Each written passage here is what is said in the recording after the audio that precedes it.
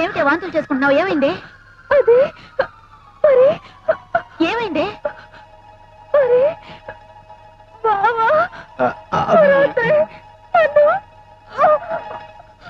ఏమండి, ఏమిటిది?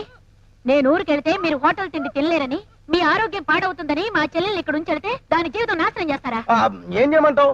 నువ్వు పురిటికెళ్ళి 10 రోజుల వరకు మూడెంకేసుకుని సింగిల్ గానే పడుకున్నాను. ఓ రోజు స్విమ్మింగ్ డ్రెస్ లోను దివ్య భారతలా నీ చెల్లెలు నా కంటికి ఆనేసింది. ఎమోషన్ వచ్చేసింది, తట్టుకోలేక కమిట్ అయిపోయాను. ఎలాగూ కమిట్ అయిపోయాను కదని కంటిన్యూ అయిపోతున్నాను. మీరు చేసిన తప్పే నేను చేస్తే చెప్పించి కొడతాను. నేను మగాన్ని, నా ఇష్టం వచ్చినట్టు చేస్తాను. అయితే దీని ప్రతి ఏం కావాలి? ఏం కావాలంటే నీ మెడలో పడేసినట్టు దాని మెడలోనూ లైసెన్స్ బిల్లు తగిలించేస్తాను. సైలెన్స్ గా ఎదురు పడదండి. రాత్రి మల్లెపూలు తెస్తాను. ఏమిటండి మీ ఆయన అలా వెళ్ళిపోతుంటే చూస్తూ ఊరుకుంటారే? ఊరుకోక ఏం చేయమంటావమ్మా? మీ చెల్లెల జీవితం పాడు చేయడం ఒక నేరం, భార్య ఉండగా రెండో పెళ్లి చేసుకోవడం మరో నేరం.